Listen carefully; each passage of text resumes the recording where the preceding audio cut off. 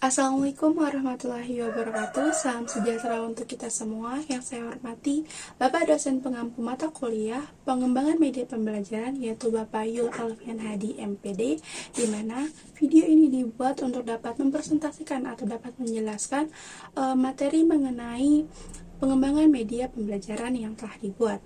Di sini saya izin untuk memperkenalkan diri. Nama saya Rainta Joniva dengan NPM 220102243, kelas F, semester 6 di program studi pendidikan guru sekolah dasar. Selanjutnya, kita ke pembahasan yang pertama terkait dengan konsep dasar media pembelajaran. Di sini terdapat pengertian dari media pembelajaran itu sendiri. Media pembelajaran ialah alat yang digunakan oleh guru dalam proses belajar atau dalam proses pembelajaran untuk dapat menyampaikan suatu pesan di dalam pembelajaran.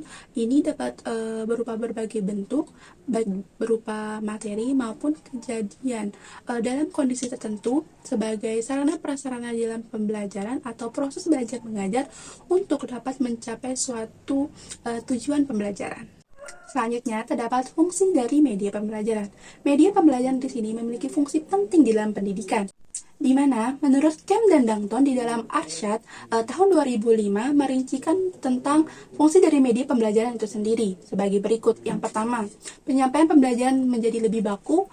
Yang kedua, pembelajaran menjadi lebih menarik. Yang ketiga, pembelajaran menjadi lebih interaktif. Dan yang terakhir di sini, lama pembelajaran dapat dipersingkat. Selanjutnya, yang kelima, terdapat kualitas pembelajaran menjadi lebih meningkat. Yang keenam, pembelajaran dapat dilakukan dimanapun dan di kapanpun. Yang ketujuh, di sini sikap positif yang diperoleh peserta didik setelah memperoleh pembelajaran.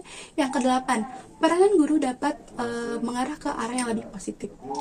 Berikutnya, ciri-ciri dari media pembelajaran, di mana Gerlis dan Eli mengemukakan ada 3 ciri-ciri dari media pembelajaran yang merupakan petunjuk mengapa media pembelajaran itu digunakan dan apa-apa saja yang dapat dilakukan oleh media pembelajaran tersebut yang mungkin guru tidak mampu atau kurang efisien di dalam melakukannya.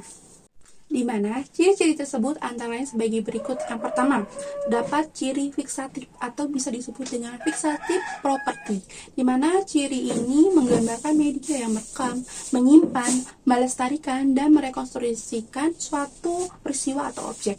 Yang kedua, terdapat ciri manipulatif. Ciri manipulatif atau disebut dengan manipulatif property, di mana transformasi suatu kejadian atau objek dimungkinkan karena media memiliki ciri yang manipulatif. Yang ketiga, ada ciri distributif. Ciri distributif ini disebut juga dengan distributif property, di mana ciri ini memungkinkan suatu objek atau kejadian ditransformasikan. Nah, melalui ruang dan secara bersamaan kejadian tersebut disajikan kepada peserta didik dengan stimulus pengalaman yang relatif sama mengenai kejadian itu. Selanjutnya, terdapat kegunaan dari media pembelajaran. Berbagai kegunaan dari media pembelajaran sudah dijelaskan oleh banyak ahli, yang salah satunya ialah Arif S. Sadiman dan kawan-kawan yang menjelaskan terkait tentang kegunaan-kegunaan dari media pembelajaran yang dijelaskan secara umum sebagai berikut. Yang pertama ialah dapat memperjelas penyampaian pesan agar tidak terlalu bersifat visual. Yang kedua, mengatasi keterbatasan waktu, ruang, dan daya indera. Yang ketiga, menggunakan media pembelajaran secara bervariasi dapat mengatasi sifat pasif anak. Yang keempat, memberikan rangsangan yang sama dapat menyamakan pengalaman dan persepsi peserta didik terhadap isi pembelajaran. Dan yang kelima, media pembelajaran dapat memberikan pengalaman atau kesamaan pengalaman kepada peserta didik tentang peristiwa-peristiwa yang terjadi di lingkungan mereka. Jenis-jenis pengelompokan dari media pembelajaran, di mana media menurut taksonomi Broods atau Brecht telah dikelompokkan menjadi 8 kategori. Di antaranya yang pertama, terdapat media audiovisual gerak. Yang kedua, terdapat media audiovisual diam. Yang ketiga, terdapat media audio semi gerak. Yang keempat, terdapat media semi gerak. Yang kelima, terdapat media visual diam. Yang keenam, terdapat media visual gerak. Dan yang ketujuh, terdapat media audio. Dan yang terakhir, yang kedelapan, terdapat media cetak. Selanjutnya, terdapat model-model pengembangan media pembelajaran. Pengertian tentang model pembelajaran telah dijelaskan menurut Ellis S. tahun 1979 yang mengemukakan tentang media pembelajaran ialah teknik atau tentang hipotesis atau eksploitasi penelitian otak instruktif yang dimana berisi juga tentang penalaran yang mempertanyakan bagaimana cara belajar. Identifikasi model pembelajaran. Joyce dan Well tahun 1980 mengidentifikasi 23 model dan mengklasifikasikannya atau mengkelompokkannya ke dalam 4 keluarga berdasarkan sifatnya, karakteristik, dan efektivitasnya. Model yang pertama terdapat model pemrosesan informasi, di mana model ini melibatkan pada kemampuan kognitif.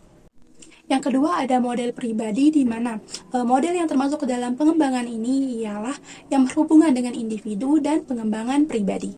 Yang ketiga ada model interaksi sosial, di mana hubungan antara individu dan masyarakat atau orang lain ditekankan pada model ini. Yang keempat atau yang terakhir di sini ada model modifikasi perilaku, di mana perubahan perilaku siswa yang terlihat ditekankan di dalam model ini. Kriteria dasar dari model pemilihan media pembelajaran menurut Azhar Arsyad tahun 2005 dari segi teori belajar dan kondisi serta prinsip-prinsip psikologis yang sudah dipertimbangkan terkait pemilihan dan penggunaan media pembelajaran adalah sebagai berikut. Yang pertama ada motivasi, ada perbedaan individual, yang ketiga ada tujuan pembelajaran, yang keempat ada organisasi isi, yang kelima ada persiapan belajar, yang keenam ada emosi, yang ketujuh ada partisipasi, dan yang kedelapan ada umpan balik. 9 penguatan, yang ke-10 adalah latihan dan pengulangan, dan yang terakhir yang ke-11 ada penerapan. Sehingga kesimpulan yang dapat diambil di dalam pemaparan materi pada video kali ini ya terkait tentang media pembelajaran yang digunakan oleh guru sebagai alat di dalam proses pembelajaran untuk dapat menyampaikan pesan di dalam pembelajaran tersebut. Hal ini dapat berupa materi maupun kejadian tertentu di dalam kondisi tertentu sebagai sarana-prasarana di dalam proses belajar mengajar untuk dapat mencapai suatu tujuan pembelajaran. Baik, mungkin cukup sekian penjelasan materi dari saya. Kurang dan lebihnya mohon dimaafkan. Terima kasih telah menonton. Wassalamualaikum warahmatullahi wabarakatuh.